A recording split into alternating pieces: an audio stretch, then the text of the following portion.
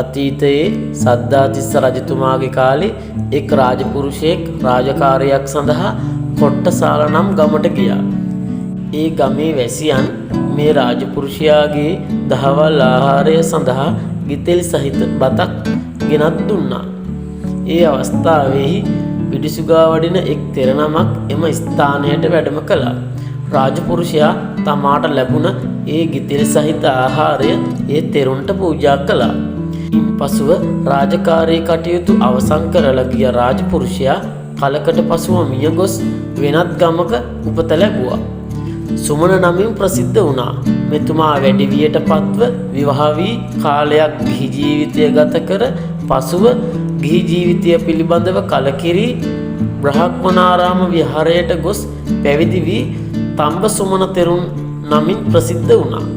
ඉතින් මේ තම්බ සුමන තෙරුන් වහන්සේට වයස අවුරුදු 12 වගේ වෙනකොට බැමිණි තියාසාය නැමැති සාගතය පටන් ගත්තා.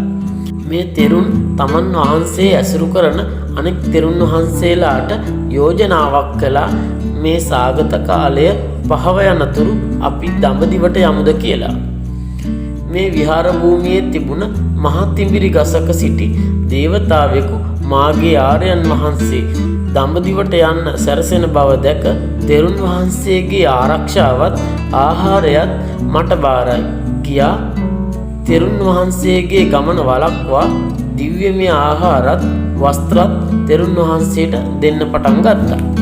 ඉතින් මේ තම්බ සුමන තෙරුන්ට දෙන ආහාර සහ වස්ත්‍ර 500ක් භික්ෂූන්ට සෑහෙන තරම් ප්‍රමාණවත් වුණා.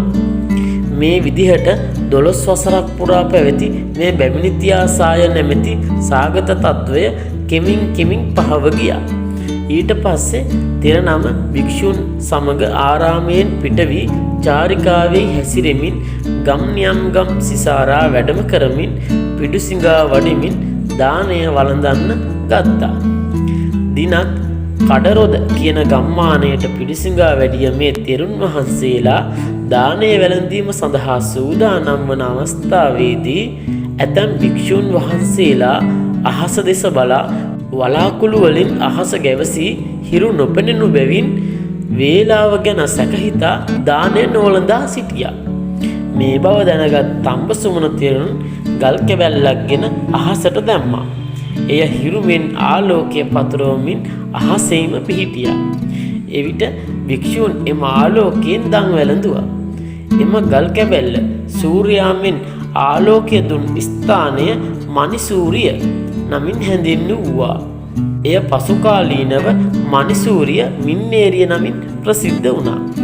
මේ වගේ තවත් දිනක් තෙරුන් වහන්සේ මහවැලි ගඟ අසබඩ ගම්මානයකට පැමිණ පිණ්ඩපාතය ගොස් ගම් ඉවුරේ වැඩවාසය කළ භික්ෂූන් වහන්සේලා 500ක් දෙනෙක් රූක්ෂ බතක් වළඳන බව දැක ඇවැත්නි සුවඳ ගිතෙල් සමග බත් අනුභව කළ මැනව කියා පෙර භවයේදී තමා භික්ෂූන් නමකට දුන් ගිතෙල් සහිත ආහාරය සිහිකොට ගඟ දෙස බැලුවා. එවිට වලගම් විහාර තොට පටන් බත්ත මුක්තක තොට දක්වා යොදුනක් ගංගාවේ ජලය සුවඳ ගිතෙල් බවට පත් වුණා. භික්ෂූන් වහන්සේලා එයින් ගිතෙල්ගෙන බත් හා අනුභව කළා. ඒ ප්‍රවෘත්තිය ඇසූ අවට ගම්වල මිනිස්සු කලමුට්ටි ආදී භාජනගෙන උත් ගිතෙල් පුරවාගෙන ගිය බව සිංහල වත්තුවේ 44 වෙනි කතාවේ සඳහන් වෙනවා. ඉතින් මේ කතාවෙන් අපිට ගන්න තියෙන වටිනාම ආදර්ශය තමයි ඔබ කුමන රැකියාව කළත් ඔබට හැකි අයුරින් දම් පින්කම් කරන්න, සීලාදී ගුණදම් පුරන්න, යහපත්ව ජීවත් වෙන්න. එවිට ඔබේ එලවත් මෙලවත් දෙලොවම සුවපත් වේවි.